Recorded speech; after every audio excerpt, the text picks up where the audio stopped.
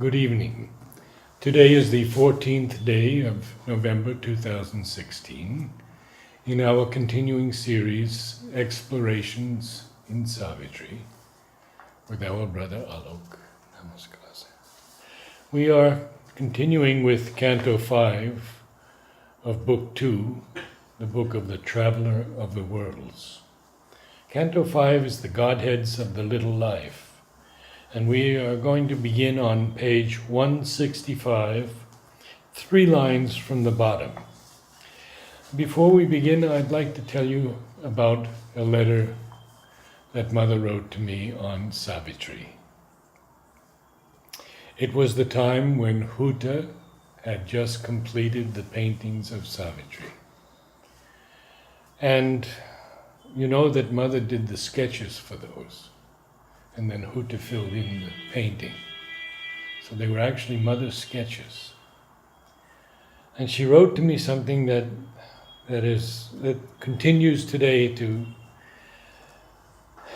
bring such humility to my soul, because Mother said, briefly paraphrasing, I would be very happy if you would do the photography for the meditations on Savitri, the paintings, because I know that you will make a success of it. Still today, how the Divine Mother could say this to me. This is very interesting. I didn't know this. I think many people didn't know. We just knew the painting part, but and photography is in itself an art. And the first exhibition was given in 1972, I believe. Oh. And when they were slides, transparencies in those days, nothing digital at that time. We had to use film, had to choose the right film for the paintings, and then they had to be developed. Yes. So it was very interesting experience. Used to meet on her balcony, the old where Lajaba used to live in that house, Huta House I think it was called, and we'd set up everything outside when the day was just perfect. Oh, Mother said, if you could spare 1 day a week or perhaps 1 hour a day to do the photography. Thanks for sharing. This is very interesting. So what I was going to say on this canto, that we all have to take a firm position that this will not be us, that we belong to her, and only to her, and whatever we have to do, we cannot go down here. We have to lift up our aspiration, our sincerity, our devotion. And we will get to that in just another 1 or 2 sessions. Yes. You see, what we are going to read today, because recently there is a lot of talk about the common man. In India we call it Aam Aadmi. So everybody is concerned about the common man standing in the queues, common man, has to do this, has to suffer this, has to... But common man is common because he has chosen to live within an average pitch. He can, if he wishes or wills or aspires, with whatever difficulties and challenge, he can rise above his commonality. And the common and average person, a part of it is in all of us, seeking for comfort, seeking for one's own selfish interest, seeking for just my own little nostrum. And this is what Aurobindo is reminding us. That's not life. It's not really worth it. There is a very beautiful long essay of Aurobindo, The Bourgeois and the Samurai. That points to the same thing. That a person who is satisfied just with food, a rooftop, and those things. Simple pleasures of life. Pleasure. Seeks after them, Yes, and basically, at one place Aurobindo says, his banded selfishness did a little good. It's not by choice, it's by default. some good does take place. He is satisfied with his common average kind. This he is the, when we live at the lower vital level, little life. This is the little life. Tomorrow's hopes and his old rounds of thought. Tomorrow's hopes. That's what I was reminded when I was watching the TV screen. That they're not even thinking about the larger interest of a nation or of a greater life. They're interested just in how much money I am going to withdraw tomorrow. Tomorrow's hopes. And it's out of a choice. This is something we have to change. No legislation can change it for us. His old familiar interests and desires, he has made into a thick and narrowing hedge, defending his small life from the invisible. See what a wonderful... we talk about defense mechanisms in Freudian psychology, where we defend ourselves from the subconscious instincts. But obviously Freud didn't know that there is another kind of defense which we as human beings use. We defend ourselves against the divine invasion. Because it means that our ego will be gone, its reign will be gone, and we have to submit to another authority which is far greater and vaster. Defending his small life from the invisible, his being's kinship to infinity, he has shut away from him into inmost self, fenced off the greatnesses of hidden God. So we live in the prison of our own making. Aurobindo's famous aphorism that I went to a place full of holy men and I got bored in their company. I went to a prison and God made it his trysting ground. So Mother comments very beautifully that Aurobindo is his own experience, where he contrasts that we can be in with all the luxuries in the world and yet we live in a prison of our consciousness. Whereas we can be in a prison but soar high in a state of freedom. It's not dependent on any 100 times any underlined outer circumstances. It's purely dependent on our inner poise. And it's given to us even to open windows. Mother at one place says there are many windows that open on to the infinite. Many windows, not one window, one fixed path, one process, one method, technique. Many windows every day. But we want to fix things into a small little hedge and defend ourselves. Every time something so-called unpleasant happens, even that is a window opening to the infinite. If we look at it, it's a shattering of the ego. This is very interesting. Once Amalda was standing in the queue for Mother's darshan. And he suddenly, he had a problem with the leg and he fell down.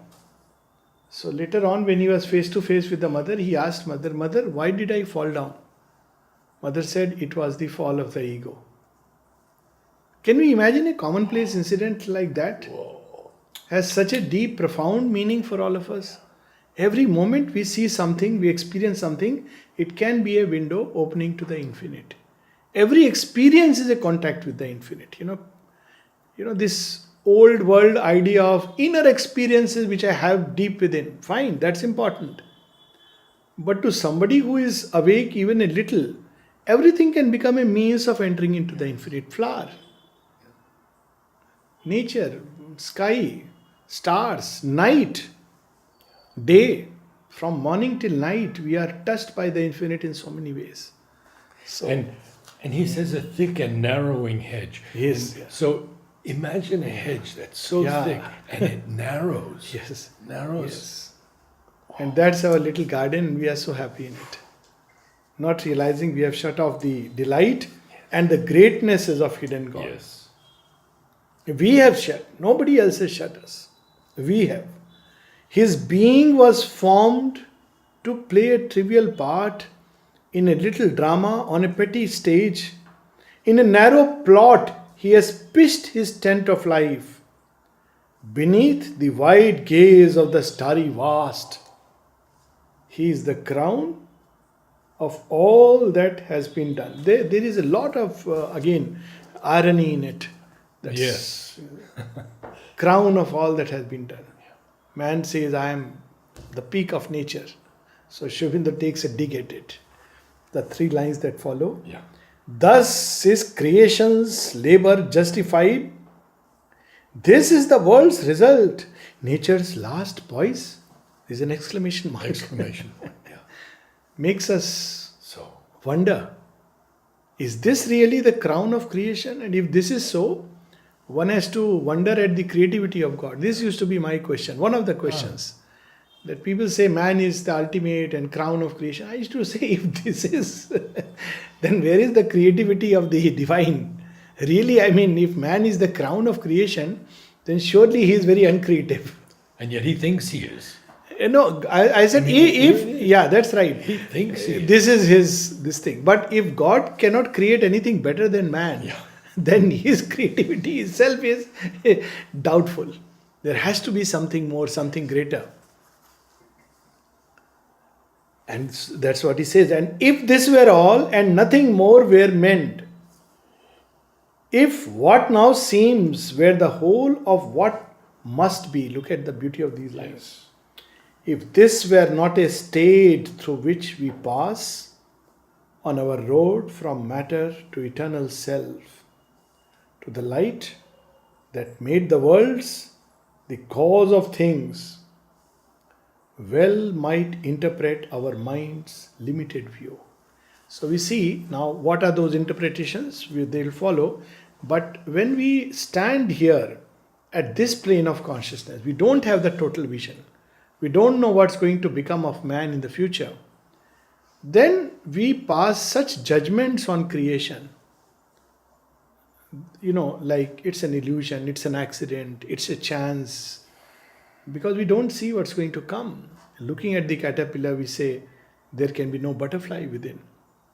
And Aurobindo takes this analogy in the Life Divine, that imagine when there was matter, and if there was a witness, and he asked God, what's happening here? He would have said, wait and watch. Out of this matter, living things will emerge. And he would have waited for 1,000,000 years and said, you must be joking. Not possible. Mountain is a mountain, rock is a rock, water is water. What do you mean by living? And then life came. And again, after 1,000,000 years, he would have asked, now what? He would have said, wait and watch.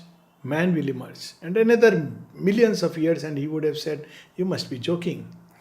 And man emerged. And so we say that it can't be true. Superman, supramental being, fantasies, myths.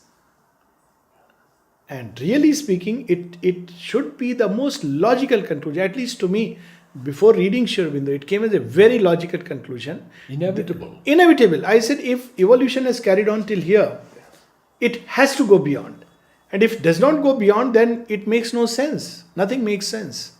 So, it's logical that from dust, if we can become man, then it's bound to, whatever that power, that evolutionary force is there, is bound to carry us a step further. And there's that line of Sri Aurobindo. The supramental Yes. is a thing decreed Yes. and is in Inevitable. the very nature of things inevitable. Yes. Yeah.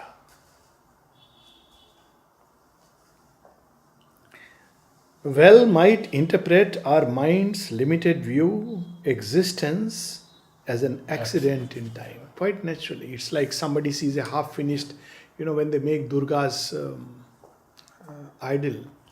So it takes almost a month, they are making it all around. And if you were to go to a place after 10 days and you see stacks of hay tied in bundles and some mud here and there, and you ask the person, what are you making? He would say Durga, and say, don't be joking. And yet you have to wait.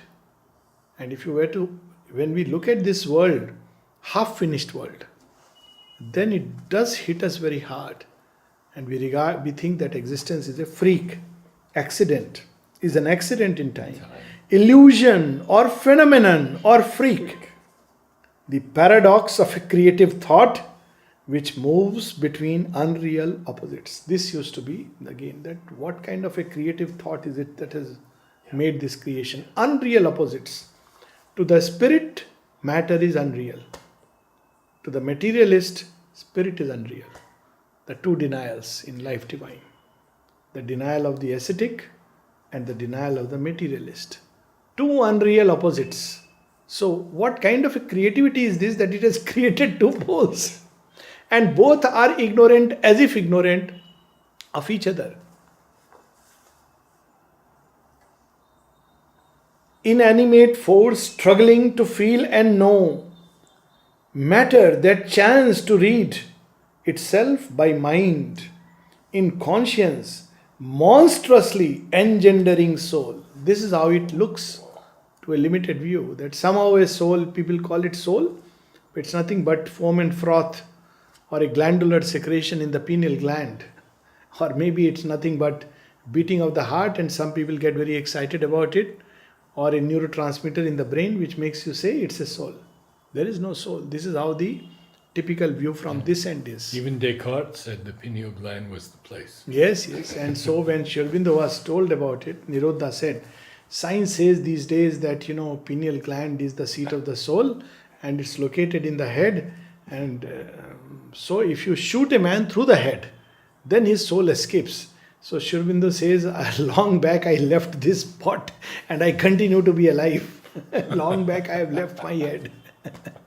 And I continue to be alive.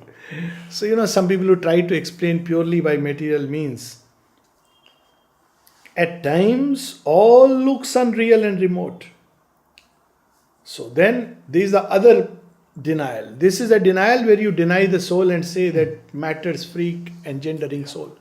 But there is another side of experience which denies this. At times all looks unreal and remote. We seem to live in a fiction of our thoughts, pieced from sensations, fanciful traveler's tale. So basically we are living from sensation to sensation. It's not really real. It's my senses reporting and conjuring things the way we experience them. There's no reality. This is another outlook. That this is just a stream of sensations. There is no reality. My senses are organized in such a way that I see, hear, touch, taste, smell, and I create an image or a figure. But what reality is? Well, nothing. It's a void, just a play of energy, which we cannot even experience. That energy itself is unreal. It's just something mechanical, like, going on dancing. So this is another, or caught on the film of the recording brain, a figment or circumstance in cosmic sleep. So this is the other way. Those who go to the other pole, not yet the highest where the reconciliation takes place, the supramental, but those who go into higher realms of the mind, they think this world is a creation of a cosmic thought in sleep. It's like when we dream, we throw up images. And when we wake up, we say, oh, they were just images and dream. So this is an explanation of the illusionist, that this world is another kind of dream. And when you wake up, then you feel that it was really not real. You believe it to be real. But it's a very unsatisfactory explanation, of course, because then who is the dreamer? Who has dreamt it? But that apart, that will come later. A somnambulist walking under the moon. By the way, I think moon is very close today. So please beware. Before I came, I read a mail, somebody saying, I am feeling very restless. Moon is very near. It's supposed to be closest to the Earth. Yeah. Earth suddenly starts craving for the moon because it's so near. And yet it is not yet within its reach. All that it can do is splash a little bit. And that's what perhaps happens to a little bit to all of us, because something in us shares the earth matter. And there is 75% water. So my explanation is very simple. So just as the earth reaches out to the moon, it's very near. And then it goes away. And so it, falls back. Aurobindo has so many lines with the moon, however. So that's the point. So somnambulist walking under the moon. An image of ego treads through an ignorant dream, counting the moments of a spectral time. This is the kind of experience when we draw into a little bit higher and inner ranges of the mind. in a false perspective of effect and cause. Aurobindo has reversed He it. reversed it, yes, instead of cause and effect. Effect and cause. We see the effect and we surmise the cause. Yes. This is ignorance. So we see an illness, we start wondering what is the cause. So initially people said it's because of the, malaria, it came from that. It's bad surroundings. Then somebody said, no, it's not bad surroundings. That mosquito, poor mosquito. So not poor, not a good guy, but he is the mosquito. So then, toward the end, this Louis Pasteur, who discovered the germ theory, he went a full degree back and he went still deeper and he said, it's not the seed but the soil. Soil, by that he meant the human nature. Ultimately, now they say it's your own immune system. You may be surrounded by the worst physical surroundings. You may also be surrounded by the germs. And yet it's your own immune system. So, we keep seesawing. And Mother speaks about the protective aura. Yes, so we are surrounds seeing us. the effect Yes. and surmising the cause. And then we say, why immunology? Then we'll say it's a state of consciousness. If we are in a beautiful state of consciousness, our immune system is strong enough to fight anything. So ultimately, it is the state of consciousness which determines. Yes. It's not that, bacteria or germ or whatever. Or even a mosquito. Or even a mosquito. So it's very interesting. But there is a false perspective of effect and cause. From the effect we go. Then when we discover the cause, we have a reverse view. Oh, it was not outside us. It was within me. The cause is within me. And outside is just an effect. Yes. Right now we think the cause is outside and the effect is within. There is the mosquito, the germ outside, and the effect is my body falls ill. But the real cause is within me and the effect is on the body which is outside. And even Aurobindo goes on to say the circumstances of life in which you find yourself in, the mother, one and the same. It's because of your inner state and not the other way around. Very often people complain of their outer circumstances. And the mother says it's your inner consciousness that determines the outer circumstances. So if you want to change the circumstances, change your consciousness. If you don't change your consciousness, you may be in the best of outer circumstances and still you will become miserable. Story of Karna in Indian mythology and the other Pandavas. So Karna was born into he belonged, and portion of the sun god belonged to Kunti, a royal empress, but discarded by her, and she has gone, Karna has been, grown up like an ordinary man.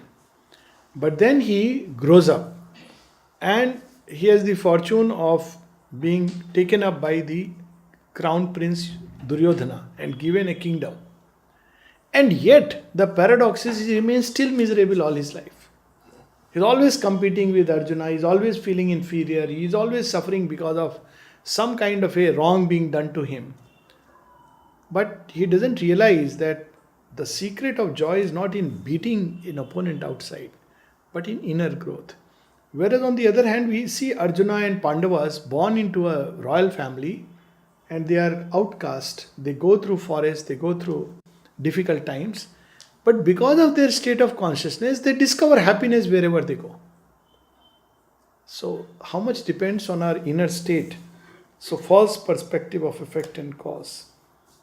People who blame outside circumstances, basically they are saying we are bound.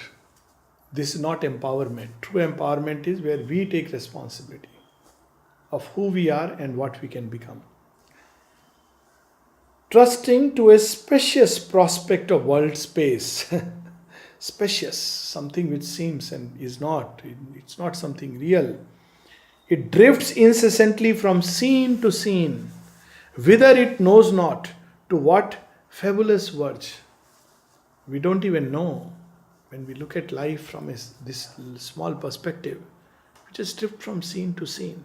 Today and tomorrow and the day after and the week. And we don't know where this journey is leading us.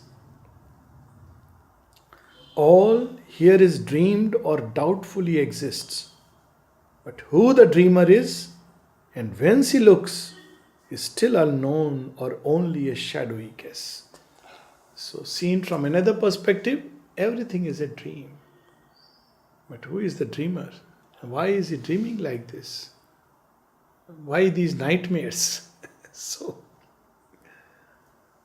of course, there is a Aurobindo will bring his final perspective. These are all different perspectives. The materialist, the typical illusionist, or the world is real but ourselves too small. This we never think. Or the world is real but ourselves too small, insufficient for the mightiness of our stage. So we huddle up into a mass or we shrink into a small comfort zone. We are frightened with the enormity of the world scene. We are appalled by its vastness. And we prefer to shut ourselves into a small house, huddle around in a family where we feel safe, comfort, my type, my kin, my caste, my creed, my religion, my people. But because it's too vast for us. But the great are lonely. The great are strongest when they stand alone. Yes. Sign of greatness is that a thin life curve crosses the Titan world. Imagine, cosmos is a tremendous whirl of what energy is playing, moving at what tremendous speed, and our life is a thin life curve. Small little slice somewhere on the top, thin life curve. Of the orbit of a soulless universe, and in the belly of the sparse rolling mass, a mind looks out from a small casual globe and wonders what itself and all things are. Here we see realism touched with irony. There is a realism in it, and yet there is a sense of irony. Man claims to know the stars. Look at it. Casual globe from which his mind little peeps out. Imagine a caterpillar emerging out of the grass or the pond, looking at us and saying, "Hey, I think I know you. I understand you." What would you say? You just smile. Perhaps that's how the divine feels amused and smiles at all our. And when we get to the voice from below who says, "I've mapped the stars." Yeah, that's it. So that's what I meant. That there is a touch of irony with realism. Yes. And now comes his master stroke, and yet to some interned subjective sight that strangely has formed in matter's sightless stuff, a pointillage, minute of little self, takes figures as world beings conscious space. Pointillage, sharp point. Yeah. And in painting, it's the tiniest little dots that form the picture. There is something in us which is somehow formed in matter, Yeah. which can look at things differently. The psychic. And it's regarded, so beautifully, the Upanishad speaks of it. Angusht Matra Purusha. It is a being no bigger than the thumb of man. Yeah. Point And Sri Aurobindo uses it in Savitri. Yes, same. Hidden deep in a region of the heart. A being no bigger than the thumb of man in a hidden region of the heart. So, to that, things appear different. What does it see? Takes figure as world beings, conscious base. It's just a kind of base for something else, for some other drama. Such is our scene in the half light below. This is the sign of matter's infinite. This the weird purport of the picture shown. To science the giantess, measurer of her field, as she pores on the record of her close survey and mathematizes her huge external world. It measures and measures and measures. This is irony again. Irony again. And all the numbers end up with a sum. And the infinite remains uncaught. because infinite cannot be measured. You add any amount of numbers, trillions and trillions and trillions, but how do you capture infinity by mathematics? So this is where the science gets limited. To reason bound within the circle of sense. This is the problem of reason. We speak about reason as being the arbiter of truth, but reason depends on data, and data depends on external evidence, and evidence depends on senses, and senses are grossly limited. So simple logic. Logic itself will tell us the limitation of logic. My logic depends on the data, and my data depends on, as they say, seeing, hearing. Okay, not visible seeing by the gross eyes, electronic seeing, microscopic seeing, still a seeing. So it depends on that. Now when it depends, it becomes limited. So this is the problem of science and all reason. To reason bound within the circle of sense, or in thoughts broad now these are marvelous lines, very much suited to our currency issue which is going on. Or in, see, credit card is here, stock market is here, everything should have been there. You see, or in thoughts broad impalpable exchange. You see the stock exchange. It is there, you see Nifty, they are figures. But what does it mean? Where is that money? It's impalpable. It's impalpable. It's not stocked inside the stock exchange. It's not there. And yet, stock exchange, oh, today I lost so much. Oh, today I gained so much. Why? Because the stock exchange. Look at. A number said it. Number said it. Impalpable exchange. You ask them that, today I have got earned millions, can you give me? You go to the stock exchange and say, no, it's not like that, sir. We don't have it with us. So impalpable exchange. A speculator in tenuous vast ideas. Look at it, speculation. Speculator. There it is. Oh, this could be true, and then we build a whole system of theories. Yeah. Abstractions in the void her currency. There was a man who had invested in shares. Mother was not in favor of shares, incidentally. Because she said, mutual funds are a different thing, by the way. But shares, she meant it's a speculation. Speculation means there is an artificial rise of things. And people do scams because of this. And so when you create a hill there or a mountain there, you create a ditch elsewhere. It's a speculation. So people can play and manipulate. That's what happens with these markets. So, it's very interesting. He is using the word abstractions in the void her currency. So there was this man who had gone into shares, and he must have bought some shares worth a few thousands. And as he grew older and older, agreed, okay, later on. But what happens? People with shares, they are very happy to see that their money is growing. And most of the time, they never actually end up encashing it. So it happened to this man that he lost his head. So dementia, then he forgot everything. So he was in nursing home and asking that, when one day idli was served for a change, normally we have the dining room food. So he was telling us, it's very expensive. How much is this idli? So we said, no, it's gratis. It's ashram. No, you tell me. If it is 10 rupees, I can't pay because I don't have it. And how much his shares were worth? He didn't know about it. His shares had gone to 1.25 crores. 1 crore 25 lakhs. He had it on paper, which was valueless. It's like suddenly the old currency has become valueless, demonetized. You believe that had value, but that did not have value. The value of a currency is when you spend it. This is what people don't understand. Stacking currencies of no value. And this is what Mother says, when you use circulate. it for the divine. This simple lesson. It doesn't matter. It's not about income tax or this or that. Money must circulate. It's a force by its nature. It must circulate.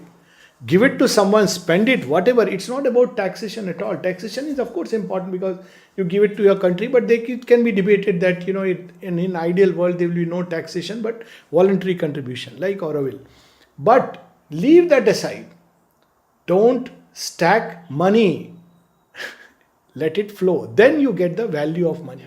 Otherwise, it's a void, your currency. There are many books on People die money. with lakhs and crores in their banks. Yeah. They think their children will inherit. Yes, and they will go mad. So some of the today's generation children are smarter. They spend it. I say, why? Why do you want to save it for? But there was a mentality in a certain age where the stacking.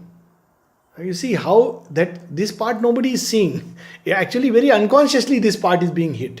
And if you spend, you improve the market, you improve economy. It's for everybody's good. You help people. Spend it.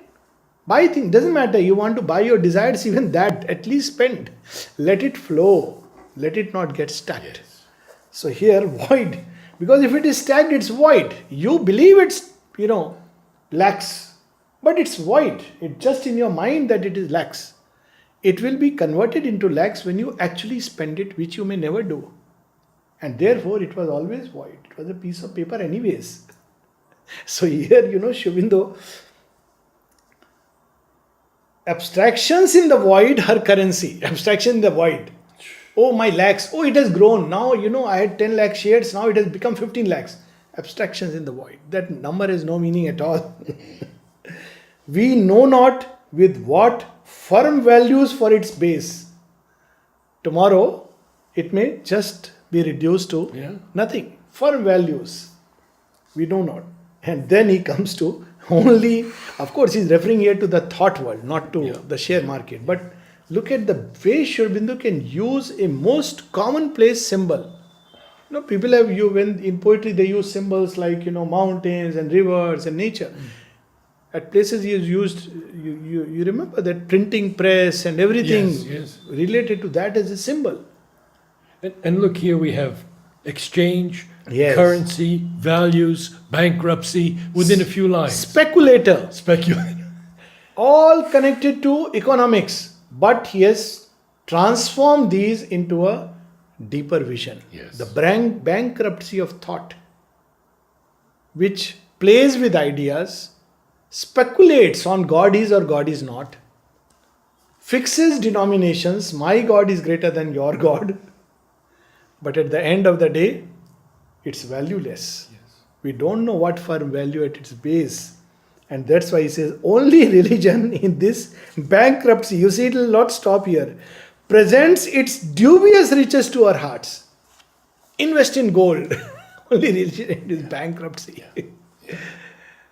My gold is 18 carats? No, 24 carats. Everybody claims. ISI certified. Nobody knows, people buy it.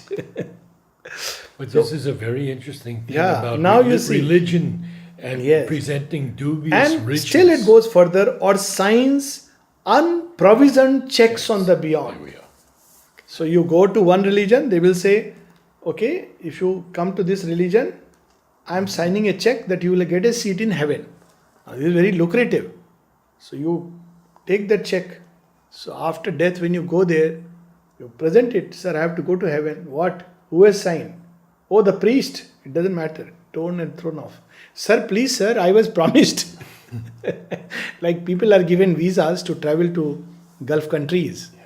That you will get a lucrative job. Recently, I read this. It's very frightening, and I know personally our maid servant's husband, and this is pretty common.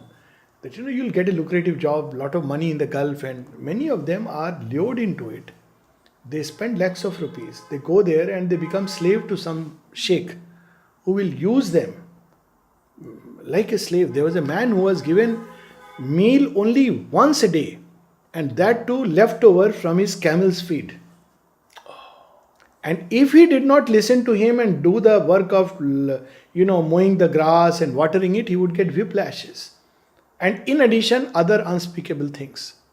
Somehow he managed to, get hold of some means of communication. His phone, everything, passport is taken away. And got in touch with the Ministry of External Affairs. And I have heard such stories, real stories. They are horrifying. Unprovisioned checks. Just because somebody has told you, and we are so gullible. Oh, my Babaji says you will get nirvana. Definitely after this life. Promised. What do I have to do? Become his disciple. That's it. So there is a disciple hunting. Each disciple brings a bag full of money. So Babaji grows richer, and the disciple lives with that in return of my money. He has signed a check into the beyond. So religion is not just formal religions, but all the sects and cults which thrive on this promise. Yes. Unprovisioned checks on the beyond. But after death, you may see you may see the truth which is can be shocking. Our poverty shall there have its revenge. So, people feel satisfied. That doesn't matter if we are poor here. There, because I belong to this religion, this cult, this sect, there I am going to be treated as a royal guest in Indra's hall. Heaven. After death, if you die blasting people, suicide bombing and things like that, I am not mentioning where it is mentioned, but I am sure people are well informed enough to know.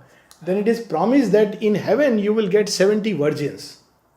Look at what a gross thing it can be. And people buy into that argument. Better you have 70 here, but spare others the death knell. Why you have to kill people? But look at, people believe it. And they do such things which are so horrifying. And human mind, that this is the little life. Yes. Our poverty shall there have its revenge. Our spirits depart, discarding a futile life. This is futile. Not realizing that there is God's purpose in us. Into the blank unknown, or with them take death's passport into immortality. As long as I am living, I cannot discover immortality. This is nonsense. We can discover immortality here. We are not talking right now about the physical immortality, the consciousness of immortality, which the Vedic rishis discovered, the psychic immortality, which the seers and mystics and saints discover. We can discover that we are immortal. And yes, if we can extend this immortality into the physical through transmutation, that's a different thing. Yes, we can, but that's not what immortality is being referred to here. We believe this life will remain imperfect, and the only immortality is that we die and then we say, sir, we have left this futile world and my religion stamped here, and now please allow me the gate pass to immortality. So this is In the Mother's flower messages, there are so many flowers that she has named conscious vital immortality, physical immortality. And when you read her comments, yes. So it's amazing. Just a couple of lines, then we stop. So that, we take a leap into what's going to come, so that, well, this is not everything. Right. This is the view when we look at life, standing on the little life and speculating with all kinds of thought. But that's not the truth. Yet was this only a provisional scheme, a false appearance sketched by limiting sense, mind's insufficient self-discovery, an early attempt, a first experiment. This kind of a thought, this kind of speculation, this kind of a living. This was a toy to amuse the infant earth. But knowledge ends not in these surface powers that live upon a ledge in the ignorance and dare not look into the dangerous depths, or to stare upward, measuring the unknown. So we should not think that this is the ultimate view that religions and sects and cults and illusionists and this materialist and the scientists are offering to us. We should not end up believing, science also become a cult, that this is the ultimate. There is a greater beyond, but for that we have to use a line from Savitri, to you it is given, to the earthborn race, to you it is given to cross the dangerous spaces of the soul and touch the mighty mother stark alive, and discover the million-bodied one. This is given to us. That will come subsequently. So we've finished with the provisional scheme. Provisional, thank God. But Thank God. it's fun. Yes, thank God. It's fun when you look at it from another perspective, but it's very harrowing to those who have chosen to tie themselves into a scheme. It can be very, very harrowing. But people love to tie themselves. That is the paradox. It is such a great liberating thought. But people love to tie themselves to their littleness and their little religions and their little cults and their little thoughts. I don't know why. And their little problems. Problems. And this is a great mystery why. Spell of nature. Spell of ignorance.